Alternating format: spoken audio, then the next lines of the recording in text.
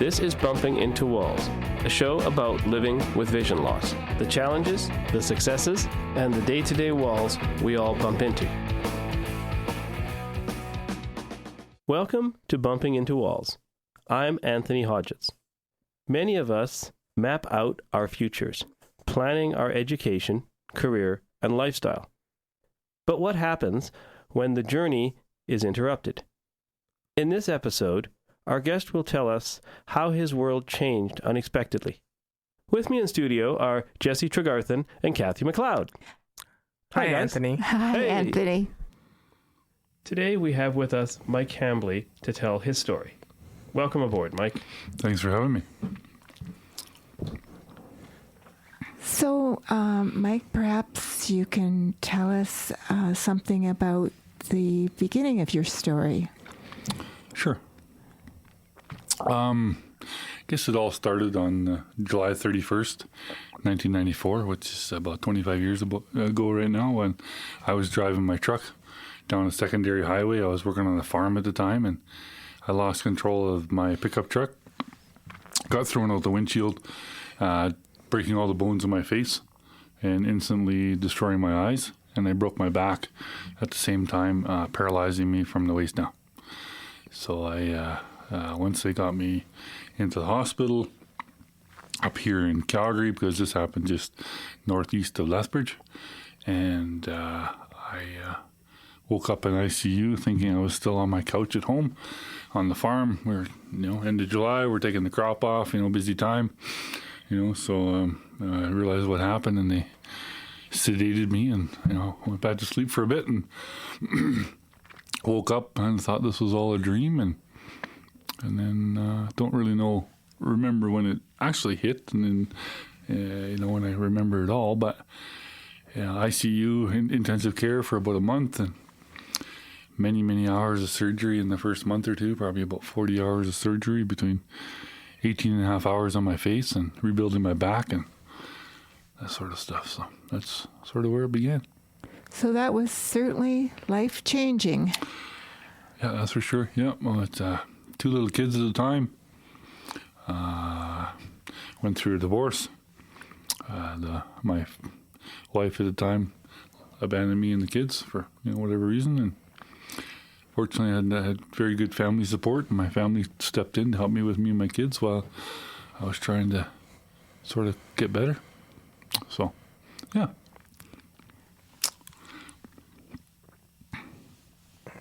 So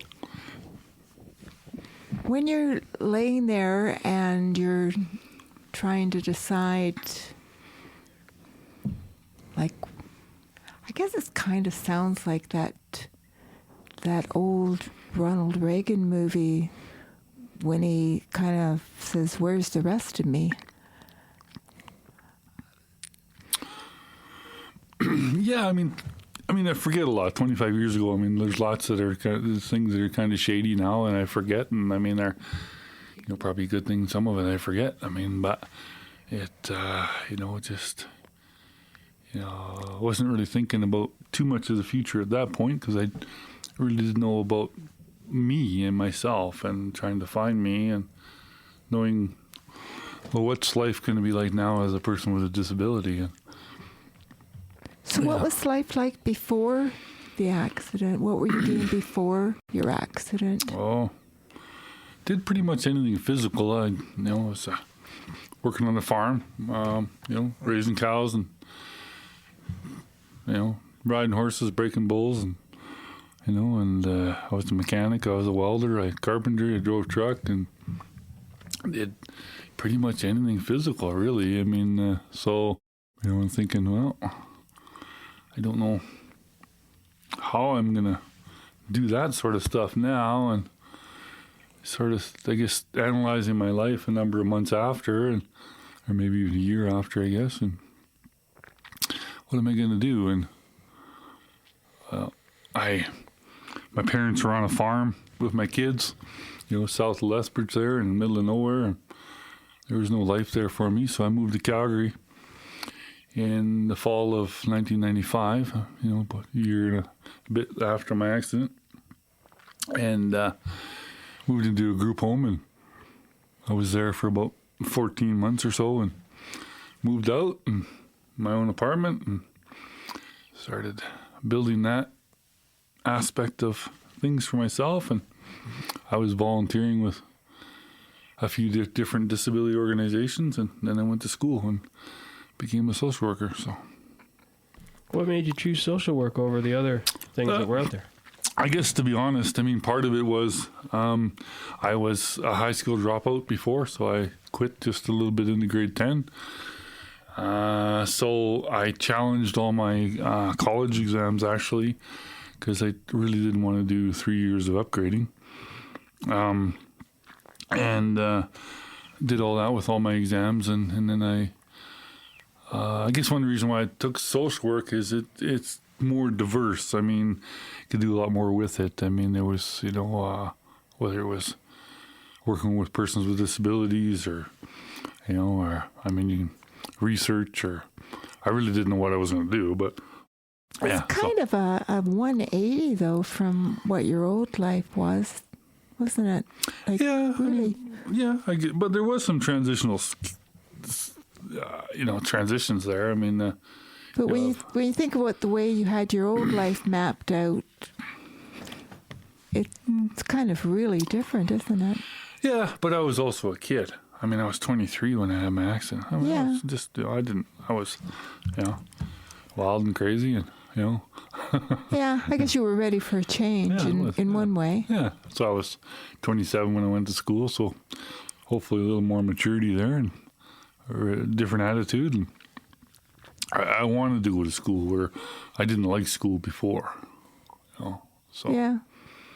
yeah. Maybe they send us to school too young. Maybe they should wait and let us go to school when we're 30. Well, I suppose. I mean, Give us a job that you don't really like, and then you'll appreciate school more, I guess. Was there anything you other wanted to do other than social work, or was that your first choice? Yeah, I guess, I'd seen some employment counselors and did some vocational evaluations, and that's sort of what it came up with. And I don't know. I didn't really know what I could do.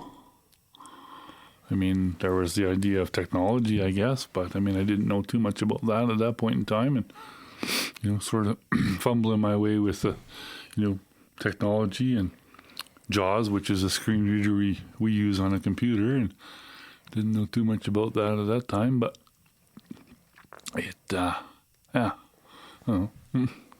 Did you ever think of getting involved in politics? Well, later on in my career, actually, I was involved quite heavily in politics, actually, as with the Premier's Council on the Status of Persons with Disabilities. And that was enough.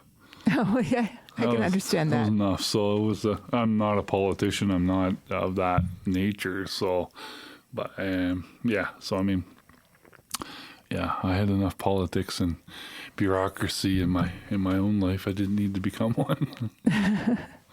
Okay. Fair enough. Okay. I haven't heard from Jesse. Sitting over Quiet over there, man. I've just been listening and thinking and soaking in on things, and I can definitely relate. As far as the school thing goes, I wish I'd had more focus when I went to college and paid more attention to the importance of it. And so it's great that you were able to come back to that. Yeah, because right. It is a big part of making it in this world. And I'm fortunate to have the job I have, but I know that right. you can go a lot farther with some post-secondary education as you have. Well, you're right in the same age group that he was in when he had his accident, Jesse. Mm-hmm. Yeah, I'm the old guy. But yeah, I don't know. I think that education's important, and it taught me a lot. I mean, I had to, get around Mount Royal College at the time. It's now obviously university, but it's now huge. But I was fortunate that it was small at the time, and small classes, 25, 30 people, and it was really it taught me a lot. And I think, like, to your point about it teaching you a lot, even if you don't, pass and get a diploma and make great marks, if you end up like me and don't pass and all that, It's all right. I feel like whether you pass or don't, you walk away and, tell me if you agree with this, you walk away with having learned a lot about just life. No, I agree. And one story that I tell, I took back in when DOS days, prior to Windows. DOS is an operating system that was out before Windows that was command line prompt, so you have to type things in there and all the time. I never used a computer as a sighted person, and so I learned. That's all I know is learning a computer with JAWS, which is again our screen reader. But I remember being in the computer class at CNIB, and at the break, at the lunchroom, and somebody telling me, when you're brushing your teeth, just squirt the toothpaste in your mouth. Don't worry about putting it on the toothbrush because it makes a mess, or it can make a mess. And it's like, so those life skills or those life teachings, as you said, Jesse, are huge. Yes, we're taking a course, but the things we learn sort of on the side or along with that course is valuable. And it is so funny that you mention that, because every night of my life, up to last night, I've been putting the toothpaste on my toothbrush and making a mess. Yes. And now you've just pointed something out to me that I'd never even thought of. But yes, like I know I personally owe a lot to people who I just met and learned stuff from, like you said. Well, and that was what I found just taking courses, and that's why I liked taking group courses at the CNIB, because I found just sharing things was really great. Yeah. And that's what I miss about that. Which kind of brings me to a question. Sure. Obviously there's the importance of going to computer classes like that and learning how to do things as a blind person. But what did it mean to you in the time to get mixed in with people who were blind, people that you could now relate to in your kind of new life? Like, how important was that to your development, I guess?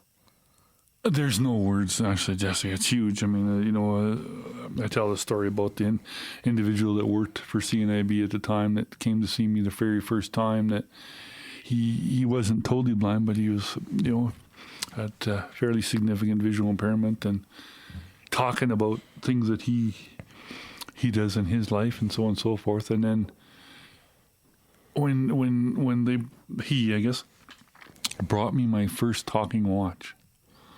I'm in a hospital. You have no sense of time. I didn't, my nights and days were all of that. I didn't even know what daytime or nighttime was. I'm learning to adapt to my own environment because I lost my sight instantly. But, those computer courses, as I said, there's talking to people and being with people. Even here right now, the four of us, learning and sharing, and it's invaluable. It's we learn so much from each other. Can we learn stuff from people without disabilities? Absolutely. But I think the empowerment that it has behind it, and it means so much more because there's credibility there. If Anthony talks about going down with using his cane in such and such a way, and it was like, well, okay, you can use your cane this way, but if you try this little twist, maybe whatever. It's just those tricks and that we learn from other people, from A, their mistakes, and B, their successes. And yet, I will tell you, just themes for this show, I often get from fully sighted people who ask me questions about how we do things, because it never occurs to me that people wonder about how blind people do things. And there's tricks to the trade, like the toothpaste thing, right? Mm-hmm. It's it's a simple thing, but it's huge, and some people don't like it, and that's fine. If you want to put the toothpaste on your brush, go ahead. I don't. I have my own tube of toothpaste is only for me, so I can put my own spit on it. It don't matter. I mean, Yeah. Well, that's the thing. Whether you're disabled or not disabled, each person might have totally different ways of accomplishing any given task. You are listening to Bumping Into Walls on CJSW 90.9 FM in Calgary. Is there anything that you found as you were going through school and then you got out that you realize now, gee, the attitudes have changed? I think we've come a long ways with attitude. I've always said myself that I think the biggest barrier we have out there is attitude. I mean, where as you said, Jesse, I mean, your ability as a parent is questioned because you're blind. I mean, do we have a ways to go with that? Always. I mean, I don't think we ever change attitude. I mean, I don't now, but I've had guide dogs in the past, and and that just people not having an understanding of the purpose of a guide dog. But I think we've made improvements. But I think that I think we're trying. I think there's, but I think that's like anything, though. I mean, whether it's people with disabilities or it's. I mean, you look at Calgary and our multicultural society. I mean, and understanding cultures and society or in Calgary. I mean, there's attitudes there. And each of us can always learn something. For as much as I wish people would know more about blindness. There's probably if I like. When we interviewed Dave Morrison, who was deafblind, there's he probably wished that that like I think we all three of us discovered how little we actually what it was like to sit in a room with somebody who couldn't hear, and sign language, and the delays in conversation, and I think we learned a lot doing that. Yeah, for sure. Yeah, no, I think that's why you guys are doing this program. I think that trying to change some of those attitudes, trying to educate, trying to help people have some understanding. I mean, they're not going to fully understand, but then, and I think the other piece of the puzzle is hope. If there's somebody listening out there that's recently having trouble with their eyes or lost their vision quite suddenly, there's hope. There is life after a disability.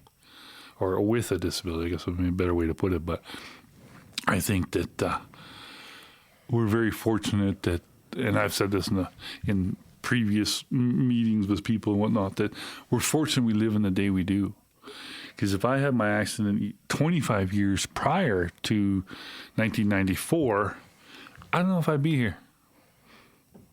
Technology has changed, and I'm just focusing on medical. I don't know if they would have been able to sort of, fix my injury, so to speak. Did you find in the hospital that it was different insofar as how they treated you versus now how they would treat someone? I think so. I mean, I'm not really sure. I mean, I had some wonderful people, but there was some that didn't. I mean, I remember shortly after my injury, nurses have quiet shoes, and they'd come into my room and they'd talk to me once they got to the side of my bed. And I mean, I almost hit the ceiling. So my orientation mobility instructor actually put a sign on the door to say, "Hey, announce yourself prior to entry," or whatever it said. I don't know, something like that. And it made a difference. And I remember, I would hope that they wouldn't do this now. I mean, I remember having a nurse come into my room and sticking a straw in my mouth with a cup of water to help me moisten my mouth. And when I didn't know she was doing it, and it was just a reflex. I grabbed her arm and twisted her arm, and and it just, because it just startled me so bad. And I would hope they're not doing those sort of things now. I mean, I think some of them are, unfortunately, Mike. That was my last experience in a hospital, that they still are doing things like that. Yeah. There's a lot of education to be done there for sure. So, but yeah. It depends upon their training sometimes. I don't think it's nurses. I think it's sometimes the aides that are doing it. Anyway, fortunately, medicine has really done some wonderful things. And nowadays, if you had that same accident, the medicine would be even further advanced. Yeah. So just sort of carrying on with my journey, I talked about, my accident and, after that and, many hours of surgery and, I returned to my parents' farm and then came back to Calgary in the fall of 1995 where, like I said, I lived in a group home for about 14 months, which, really, was the development to teaching me who I was and am. And then I moved out of there in February of 1997 and yeah, that's right. And moved into my own apartment, and then I was volunteering and with various organizations, and started school in September of 1997. Where, like I said, I took the program, social work diploma program at Mount Royal College at the time, 2-year program over about 3.5 years. When I was just finishing up my last practicum, I actually did my last practicum as a social worker. While I was working, I got hired actually at CNIB as an intake worker there, not with just when my practicum left. So I started working there in end of 2000. I was there for about 3 years, and then I went to the Independent Living Resource Center where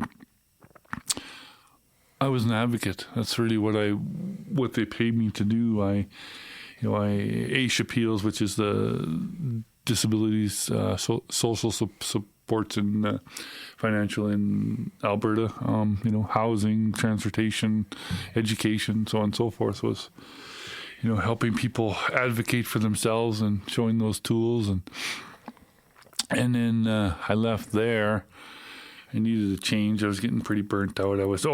During that stint, I was actually part of the Premier's Council on the Status of Persons with Disabilities as well, where I was there 9 years, 6 of that as a member, 3 as the chair of the province, trying to make changes for policy and legislation and that stuff. And then I went to the Canadian Parapolice Association as an employment counselor, so I did that for 4 years.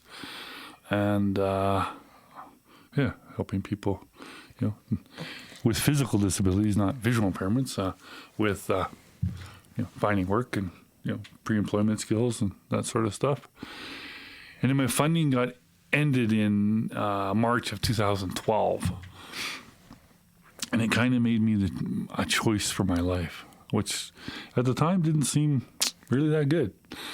But prior to that, I had started my business Braille-It in 2001, which I had as a part-time business the whole time.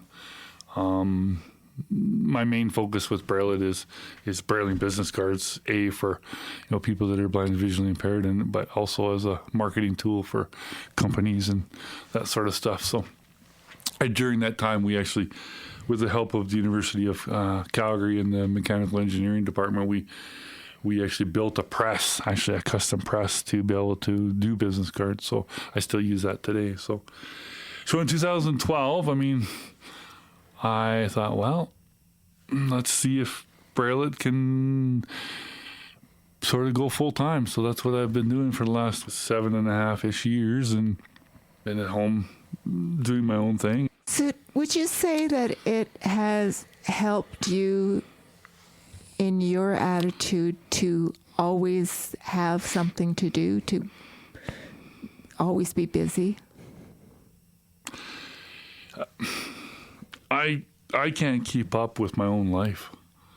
I'm very fortunate that I have what I have. I have a home in Southeast Calgary that I've totally renovated for both my disabilities. There's always renovations around the house. There's always something to do. There's always, I'm very fortunate. I do have lots to do. It sounds as if, really, other than in the first while after your accident, as if you have always had your life full. Like you started education, you've worked, you've been advocating, you've been on different councils, you've been busy. But that's who I've always been. I mean, I remember as a small child, 6, 7 years old, and, getting in heck from my mom for not being in the house. I was outside. And as for keeping busy, I don't know what you think, Mike, but I tend to think that, keeping busy can keep the spirits up, I guess. I find when I sit too long, I tend to think too much, and, True. It just kind of goes downhill from there. Agreed. So, Mike, do you feel that in your time, working with the CNIB and the CPA, that do you feel you had the opportunity to give back to people the hope and everything that was given to you when you first had your accident and had mentors? I hope I have. I hope I've given people, at least half as much as they've given me. I mean, I think that, I don't know. I hope so. I mean, I tried, and it's we're all individuals, and I hope that I gave them hope to say, hey, you can do this. And I was very fortunate that I had people that believed in me. But I guess I also pushed. I pushed that I'm able to do this, and I realize that not everybody has that ability. Not everybody is as stubborn or as forceful as I am. And I got hired at the CNIB, my first job as a sort of social worker, and yes, I'm blind to work at CNIB, but I still have to have the skills. I still have to have the proper credentials and that to be able to do the job. And like I say, at that attitude, I was very fortunate that, like I say, through my volunteer experience and networking and so on and so forth, at all my jobs, I had people that believed in me. So I hope I've given that to other people as well. Thank you very much, Mike. That was wonderful. We really appreciate it. Welcome. Thanks for having me. Normally here at Bumping Into Walls, we do all the editing and production of the show. But due to technical difficulties, we would like to thank Braden Alexander, spoken word director, and Mike Grattan, station engineer, for their assistance in the making of this episode. Without you guys, this episode wouldn't have been possible. If you would like to find out more information on Mike Hambley's business, you can check it out on the web at Braillet, BRAILLEIT.ca.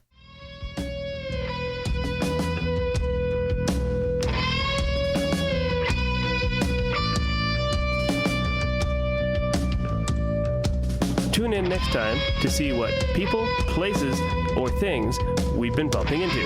To contact Bumping Into Walls, find us on Twitter at @into_walls. Or send us an email at bumpingintowalls@gmail.com. You can also check out our website, bumpingintowalls.wordpress.com. Bumping Into Walls is produced, edited, and hosted by Jesse Tregarthen, Anthony Hodges. and Catherine McLeod.